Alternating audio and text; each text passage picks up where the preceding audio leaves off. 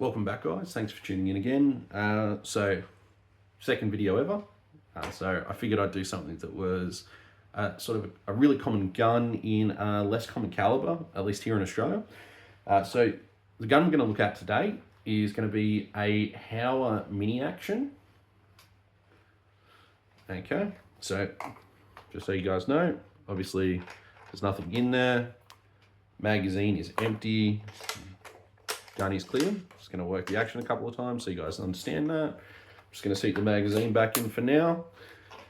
Okay, so the reason I wanted to do this one is because although it is a common gun, especially here in Australia, I mean, these things are a dime a dozen. This particular gun is running a varmint profile barrel in 6.5 Grendel. Now, 6.5 Grendel is honestly a favourite of mine. I know it is not very common here. People generally don't love it. 6 Arc is becoming a thing now, but is generally not really that available. I've actually got more than one 6.5 Grendel. I've actually got a CZ 527 MTR match target rifle, which I absolutely adore. And I love that thing, but it's just too heavy. So I thought, for taking something out in the field, why not try out one of these, right? So one of the sort of big gun shops in Australia had these things on clearance. They're the only people that still had them. I think all up, this thing cost me like $630 or $650 or something like that. I mean, where else can you get a brand new gun for that, right? It's just crazy how cheap some of these things can be.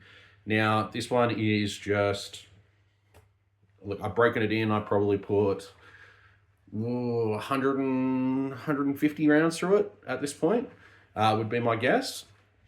I've just put an El Cheapo sling on it and Zero Tech with some element rings, which I've actually been really happy with. So shout out to the guys at Element for making those. For the money, they're great. So I've been really happy with that. So what I'll do first of all is I'll run you guys through the barrel on this thing. I believe is a 20-inch varmint barrel, and this is just the standard synthetic stock that these things come with. Now, with this one, with the scope on it, it's running a Zero Tech, and I think this one is, let's have a look. Yeah, it's just a 3-12. I brought this for two main reasons. Number one is as a gun for shooting from the ute. So, you know, I wanted something short and handy if I'm going to be popping something out of, you know, the window and resting on, you know, the car there and taking a quick shot within sort of 150 meters. This is going to work for that perfect. So with the cartridge, you're shooting, in general, factory ammo is 123 grain bullet. And I've got one of those here to show you. So it's just one of these little suckers. Like, it's such a cute little cartridge. And honestly, they're fantastic. So there is basically no recoil on these things. Like, if you can handle shooting a 223, you can handle shooting a 6.5 Grendel. You're pushing a significantly bigger bullet, bigger frontal diameter. You're going to have some good effect on target within sort of the prescribed distances, right? Obviously, everything within an ethical distance. Don't go shooting at things, you know, 700 meters away if you're not confident in making the shot. And definitely not with factory ammo, because it's downloaded for semi-autos. So you're really going to need to hand load if you're going to be sort of taking longer shots. This particular rig, when I put on the scales, was a total of 3 kilos, give or take, because my scales, again, not great. Now, this gun came to me in the box. It was actually, the stock was separate to the action the way it was sent. I guess it was cheaper for the gun shop to do it that way. So obviously I've just gone and put that all together. Mounted the Picatinny rail on it. I put the rings on and taken it out to range. Now, what I will say, the one big detractor to this thing, well, yeah, I guess it's going to be the one big one, is going to be the trigger guard, and I guess plastic bottom metal. Uh, Even though I know it's not metal, I'm not really too sure what else to call it, because it's definitely not floor plate. Um, the magazines, this is a 5-round detachable box magazine for this one. Look, it is fine. I don't have a problem with polymer magazines, especially in guns this cheap. What I will say though, this plastic trigger guard going into this bottom metal, your action screws go in here, right? So a problem is if you tighten those down too much, you can crack this plastic, which I think is just a horrible bit of design, if I'm being completely honest. All of the other Howa products, other than the Mini Action, from what I'm aware, come with an actual metal, like bottom metal, which I think is the way they should go. They should really just replace this with some aluminum. So I don't know why they haven't done that, other than cost savings. I'm not a big fan of that. But for what this is going to be used for, it will be fine. I do know they make some aftermarket bottom metals for these things. You can get the Mamba Mag ones, which I think were made in partnership with MDT, which allow you to put a 10-round mag in. It's just too long and too ugly for my liking, honestly. I'm just waiting to see if I can find one that's a flush floor plate. And just make an internal box mag. So I'm keeping an eye out for that. The other thing is this stock. So this is a Hogue stock, synthetic stock. Now, what I will say, for a synthetic stock, especially in a cheap gun, this is pretty good. I've handled, this is not like a Savage Axis or a Ruger American Gen 1 that had awful stocks. This is pretty chunky at the front. It is solid, right? So shooting from the ute is going to be great. So the second main reason I bought this is actually as a youth gun. So I've got some younger family members that I want to sort of take out into the field. I wanted a gun that was nice and light and short for them. And look, if you were going to get, look, I know stereotype, a younger girl's gun or a young lad's gun, this would be a great option. It's not going to cost you a fortune. If they scuff it up, who cares? It's there to be used and abused a little bit. It's a great way to teach them to look after a gun. If that makes sense, you can give them something that, hey, go clean it, go look after it. If they knock it up or they bugger it up a bit, well, it's $650, right? Like at the end of the day, we all have to learn. We all make mistakes. We all forget to clean guns. We all do it. We all have done it, I'm sure. But I think this is a great youth gun, and it's in a cartridge that, if you're teaching them to shoot animals within an ethical range, is more than capable. I mean, you'll take a deer with this, no problem. So I am generally running this with a Barnes TSX, not the TTSX, so just the plain ones, because that was all I could get at the moment, in 120 grain. And I'm pushing those at a reasonable speed that I'm confident if you hit that deer in the vital zones within 300 meters, this will not be a problem. I think Barnes bullets are fantastic bullets. They're a copper monolithic. Can't speak highly enough about them. Pretty much, as far as I'm concerned with the coppers, they're going to be the best, most affordable option that you can find. Now, moving a bit further back from the gun, we obviously have the action on this thing. Now, what I will say is this is a micro action. So this is actually a really short sort of bolt travel length. Now, it's actually relatively smooth. This did take a bit of working in. So basically, I just put a bunch of oil in there, worked the action back and forth a couple hundred times while I watched some telly.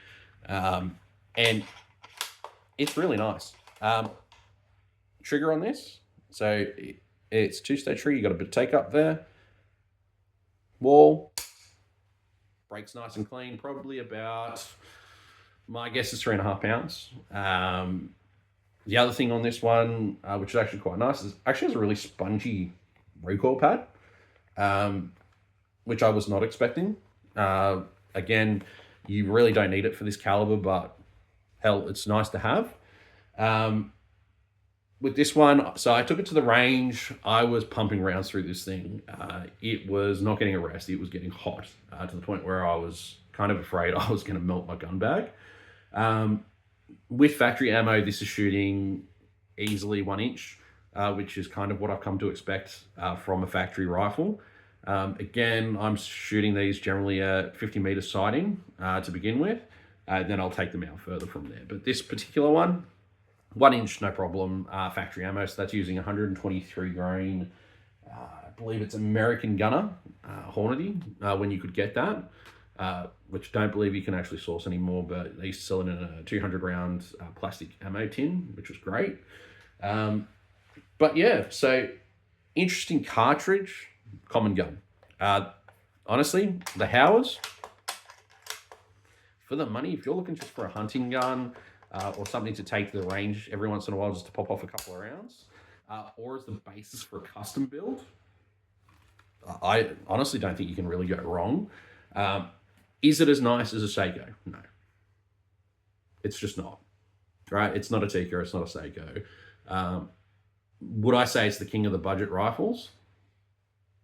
Yeah. At least in the market here in Australia, I don't think you can really find much for the same sort of price, at least the specials prices, right? If you're looking for something, and look, we've got one big gun shop here in Australia based in Queensland that I'm sure everybody knows. They may not have the best customer service, but they do often have some of the best deals. So do with that what you will. But I mean, for a hunting rig, what are you going to do?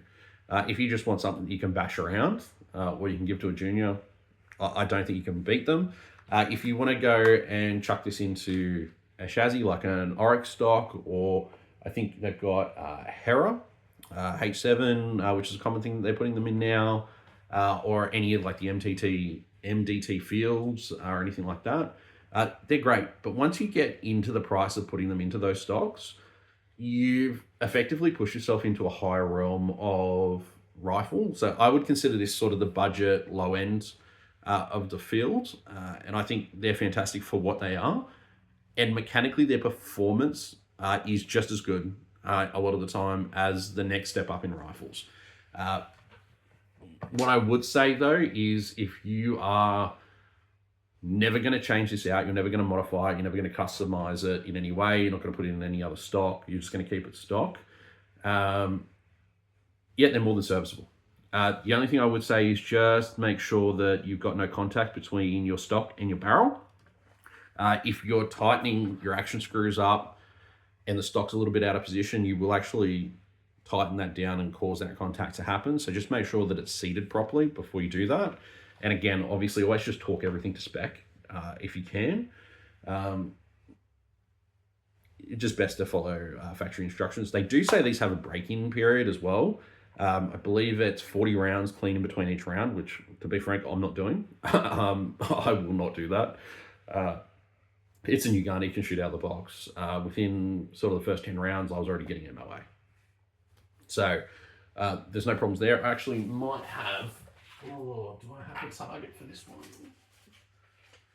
Oh, look, I don't have a target from the range for this particular one, but yeah, you can easily imagine sort of 3 shots there with a hot barrel. I'm sure if I was, bagged up properly and I was really taking my time, I could tighten that up even more with my hand loads, but it is what it is. Now, again, Howa, way to go. If I'm going to give this rifle a rating out of 5, I'm going to say this is 4.5 for the money.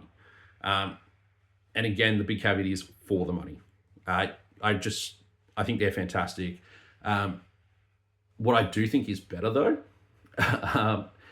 which you may pay a premium for, or you may not, depending on what's going on in the market, is actually a Weatherby Vanguard. They are basically the same gun, except the Weatherby, in my experience, has a higher quality fit and finish in the boot, and the bolts on them are generally much smoother straight out of the box. So I also have a Weatherby Vanguard, which I'll do a video on shortly as well, in 240 Weatherby Magnum, and that gun is smooth as butter. But again, you may pay a premium for that, right? So I'll leave that with you guys today. I'll be making some more videos while I'm stuck at home. But if you have any suggestions on what you'd like to see, please let me know. I'll also do some scope reviews maybe moving forward. I've got a couple of interesting scopes that I picked up over time. And then if you guys like it, I'll keep making videos. Have a good one.